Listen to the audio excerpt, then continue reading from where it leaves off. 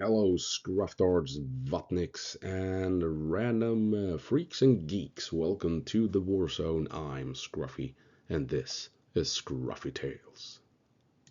And of late in the past 48 hours, Russia has made some significant gains in Kursk and in outside of Pokrovsk. More significant, they are important at least. But Ukraine is holding on territory in Kursk, holding the line and expanding territory in Kursk. But in this one area, they have now fallen back. And south of Pokrovsk, Russia is pushing in to secure the third vital logistical route that they need in order to assault Pokrovsk itself. So let's take a look at it. Right, so ISW map, and we're gonna focus a bit down here, talking about Kursk. ISW updated Russian claims the other day, and as per usual, when it comes to Kursk, 48 hours after ISW makes an update, the other mappers usually reporting the same thing, and that is what's happened down here outside of Guyevo. So we're going to focus on this. Otherwise, not much going on. We're going to take a look here. Andrew Perpetua, son of a, not much happening up here. Ukrainian drones are striking Russian targets. Ukraine trying to push into Darino, and Russia is trying to push back. And so on. And well, Ukraine has reclaimed Pogrebki and pushed Russia all the way back. Remember, Russia was down here, and now Ukraine has pushed them all the way back up here. And but the big thing is Russia has pushed across this huge field and established a presence in the forests over here. And as you can see, contesting territory within Ukraine. And here we have Russian flag hoisted, and this is Russian reconnaissance that shows Ukrainian infantry. So clearly we have Ukrainians still here in this town, whatever it's called. And that's an issue with this. And it's an issue, this move, because you have Ukrainians. It also explains this move from the Russians. Take a look at Deep State. Plekovo was the name of the town, sorry. Here we can see the same thing. If we go back, now remember, this is a big field, and we have seen Russians trying to cross over here for several days. There's a valley here where we have seen Ukraine destroying Russian vehicles, so they have pushed across, and now they have established a presence. So what happens when you move your lines from over here a couple of miles across a huge field? Well, this happens. Not that strange. If we take a look at here you can see the huge field. I mean, this is the huge field that is the reason for the lines moving this far. This is where Russia was. They pushed into this valley here, held this valley for a long time, well over a week, couple of weeks, and now they pushed into these woods here, and that is why we've seen the lines move from over here and these forest belts all the way over here. It's because Russia, well, you can't dominate this massive open space. So that means the next piece of cover is over here, and that is why the lines have moved so drastically. So it kind of makes it look like a huge Russian advance when it in actuality isn't, because there's no way you can stop and defend pieces of terrain along the way, well, except for this valley which Russia pushed into, took control over, and now they pushed on. So when people say, oh look, it's a huge breakthrough, it kind of isn't. They went from here to here, right? So it makes sense. There's nothing strange about it. And of course here we have Ukrainians fleeing, and which means we have Ukrainians in Plekovo. So if we take a look at my map, so what happened? Why am I not surprised that this took place? Well, Ukraine held Plekovo. Russia tried to push across this huge field, failed. They tried to attack Pokrovsk from the south. That did not succeed. This was weeks ago. They shifted focus and instead went north, and this was the crucial decision and the crucial success here at Pokrovsk. Russia managed to cross these fields, bypass the swamps, and get into the forest here, and that cut this road here. And Russia managed to reach this bridge, and that cut vital supplies and logistics to Pokrovsk. A couple of days, a week or so later, Russia managed to again launch an assault into Pokrovsk from the south and through the woods here and into town. Took half the town because they were disrupting logistics. And since they have pushed into Pokrovsk here and pushed into north here, that opened up for Russia to move more safely across this wide open field, and they made it into this valley here. They also made it into this valley right on the border. And now, 7 weeks later, this did not happen over a day, right? This has been an ongoing process for weeks. And now, since they are in Pokrovsk, and since they established a presence in this valley and in this valley, they could then push in to these woods here, right? And the reason is that they cut this bridge and this road because this here is not a bridge. As you can see, there's nothing crossing the river, so the map is lying. The only other bridge, I've pointed this out before, is here, crossing the Pokrovsk River. And beyond that, you don't, I mean, you can, as you can see, these aren't the best roads at all. So if Ukraine can only rely on these types of roads, as you can see here, dirt tracks, even here, take a look, I mean, there's nothing there. What's this? Here you can see the tracks, right? There's nothing there. So that made it really difficult for Ukraine to support Pokrovsk and the troops in this forest, since all of this is just mud, swamps, marshes, and you can't bring in trucks and vehicles in the volumes needed. And this, of course, has allowed Russia to apply pressure here and push in.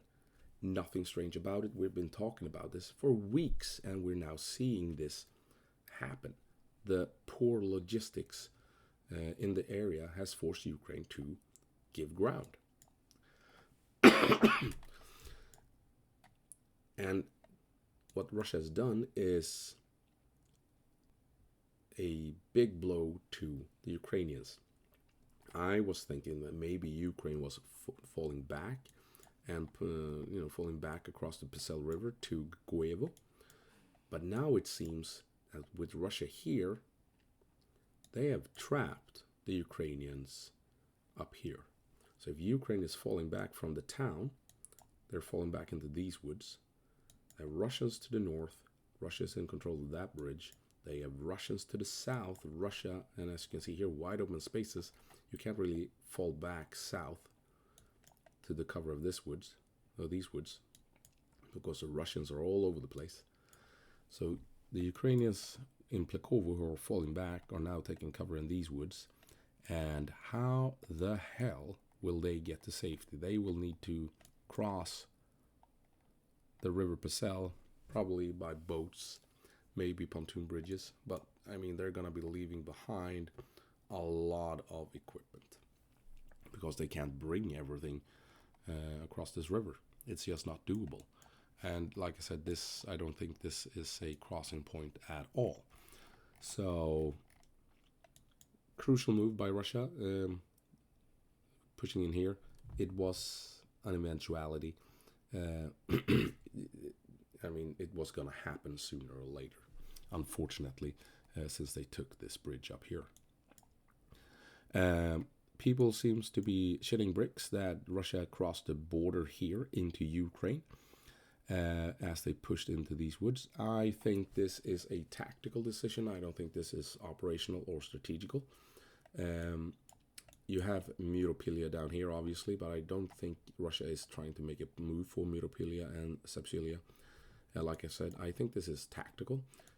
Russia wants to push into Guevo and this bridge And that simply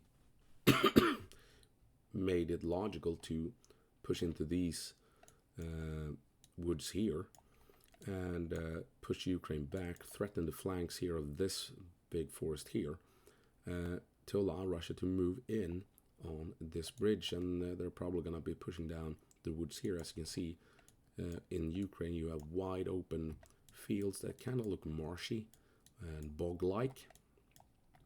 And here you have some farmland and more farmland. I don't think we'll see a big mechanized move by Russia towards Meropilia. Russia is moving in here because it's cover. It allows them to maneuver. It allows them to outflank Ukrainian positions here. And they might try and grab these woods as well. And then take this forest belt in order to secure positions to threaten this bridge. And give them the option to cross the river to threaten Guevo. I mean, if they take these woods and manage to cross here with boats or what have you and amphibious vehicles, then they are in a position to put pressure on Guevo. I don't think you have another bridge. I was looking around before. What the hell is this? Church? Something? Monastery? But there was something. Where did I find it? A weird thing. Where was it? Here we go. Take a look. But that kind of looks like a pipeline, doesn't it? I don't think you can drive across. Maybe you can walk across, balance and act. But that's about it. The only proper crossing point is here. So, no, I don't think this is operational or strategical. This is a tactical decision to push Ukraine back to this bridge. But who knows? Maybe in a couple of days they will make a move towards Meropilia. You never know. But I mean, Russia hasn't crossed the border here. They haven't crossed the border up here. And if they really want to cross the border anywhere, it is up here because they want to reach this road here. This is the main supply route into Kursk. If Russia can cut this highway, then the entire Kursk campaign for Ukraine falls. So if they want to cross the border anywhere, it's here, and try and reach this highway. So no, this is a tactical decision. It feels that this is on the tactical level. They moved in here because it provides cover and it allows them to outflank Ukrainian positions in these woods, and that allows Russia in the long run to reach that bridge. So, big advances here, important advances for Russia. Sadly, we've seen it coming for weeks. We knew this was happening since they grabbed that bridge, and we have talked about the poor logistical routes coming in this way to Plekovo. So, followers of this channel, you should not be surprised that this happened. And the big move of the lines from these woods to these woods, I mean, it's because of this huge field, and it looks dramatic on the deep state map, but it makes sense. It's logical, and it's not a massive collapse of Ukrainian lines. It's a Russian push from the south and from this valley here into these positions, made possible because Ukraine lacks proper logistical routes in the area. And let's take a look at son of a Pokrovsk as well here, where we have some Russian gains. Let's see here. Here at Novotroitske, where Russia, they made a move up towards Shevchenko, then they pushed out towards Novotroitske, and instead of pushing in here towards Vasilivka, they made a sharp turn south into these windbreaks and into this valley here with a river system, and pushed in here and made this move down here. So they're right outside Novo-Olenivka, potentially trying to cut off the Ukrainians in this pocket and pushing from Pushkina towards Novo-Olenivka. They managed to secure this area here within the town of Novotroitsk as well, as they pushed southward. And they also managed to push up the windbreaks here in the north of Petrivka. So they are now just south of Dashenske. As you can see here, wide open spaces, difficult approach as well as over here. And so if Russia wants to move, it's through this valley here where they... what the hell is this? A small dam? And these windbreaks go north. And that is how they can reach Zelene and Dashenske. So not many options for the Russians here at Dashenske. And they keep pushing west here. And why? Well, this road here is what they're after right now. They want to push in here, surround Krakow, reach Andrivka and Constantinople, and secure this highway here. What the hell? I can't see what it's called. Anyway, this highway here leading up to Pokrovsk so that they can use it themselves from Donetsk to Andrivka to Shevchenko eventually, and then begin assaults on Pokrovsk. So they want to secure this highway for their own logistical purposes. That is why this massive push here is going south, because the focus is pushing out to get that road. So I'm curious if Russia will keep going beyond Andrivka. How far they will go. Maybe out here, this far out, to secure the road. But after that, they are pretty much set to begin planning assaults on Pokrovsk and Myrnorod. Maybe they will shift focus to begin pushing up north here once this road here is secured. Who knows?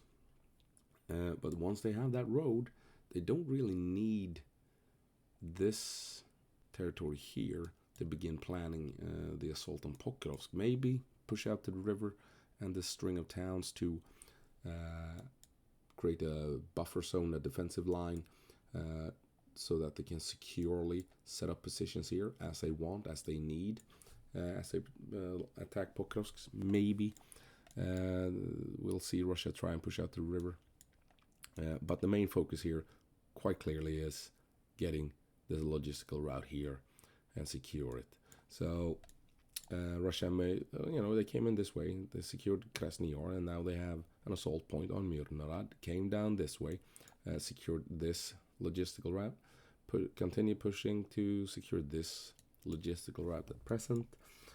Pushed into Shevchenko to have an assault point on Pokrovsk, and now they want the logistical route here. So they are setting up the board, setting up the pieces in preparation for the eventual assault. We're getting nearer. Pokrovsk won't fall in 2025. It probably won't fall in January or February either, because before Russia moves in, they're going to have to grind the town or the city of Pokrovsk and Myrnorod to dust. They're going to be bombing it with aircraft, artillery.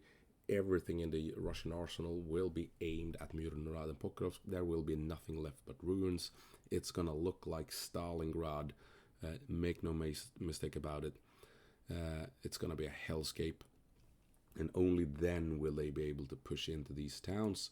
So expect sometime during the spring, maybe that, Russia will probably begin bombardment in January and February would be my guess. But I mean heavy bombardment. But come spring, I think we will see offensive action into Myrnorod and Pokrovsk. But not before the towns have been completely reduced to rubble and ruins. Because in here, Russia, they're going to need a 10-1 advantage assaulting here. Out here, they need 3-1, 5-1. It's the usual math. In order to have success with drones, that is probably even higher. Since Russia is taking so heavy casualties moving in. And it's going to be worse in here. So, they really want to set things up so that they're properly prepared before they move into Pokrovsk and Myrnorod. And that is why it's taking such a long time. They want the logistics in place. They want all of this territory so that they can spread out their artillery and support the attack, and also so they can fly in with relative safety over Donetsk and drop bombs on Pokrovsk.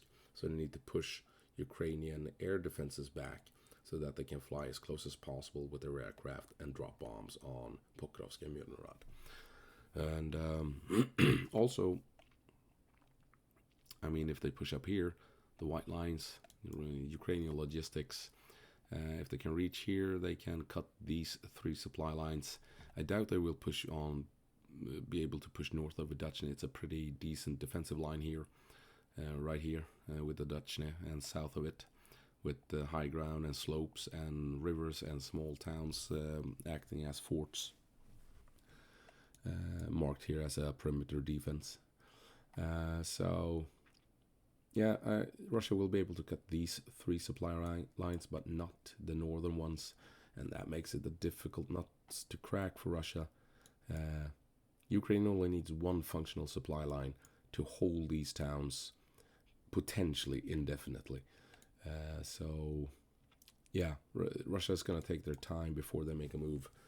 But when that move happens, these towns will come under a tremendous barrage. And then we will see what we saw in Bakhmut. Waves of Russians trying to push in, coming in this way into Myrnorod, here as well, try and get a foothold. And out of Shevchenko and probably Pishane, they will try and push in this way into the outskirts. Maybe come up this way as well from Novopavlivka into the city proper here. It's gonna be hell on earth, but not anytime soon. Spring 2025 would be my guess, is when it's when the shit hits the fan royally for everyone involved.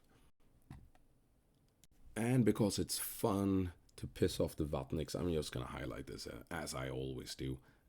Avdiivka, the assault on Avdiivka began 14 months ago. So in 14 months, Russia has reached this far outside of Shevchenko, roughly 55 kilometers. 14 months. Now, to put that into perspective, in 2023, when the Ukrainians launched their summer offensive, that failed breaching Russian defenses, the plan was to, if they broke through the Russian defenses, after that, Ukraine would advance at least 30 kilometers per day towards the Sea of Azov. 30 kilometers per day was the plan, right? So that should tell you something of what you expect to achieve on the operational level once you have broken through enemy lines. So this, had Ukrainian defenses faltered and fallen apart, Russia would have pushed this distance in 2 days. And I mean, there's a highway here, so, right? So they should have been able to push this distance pretty fast had the Ukrainian defenses fallen apart.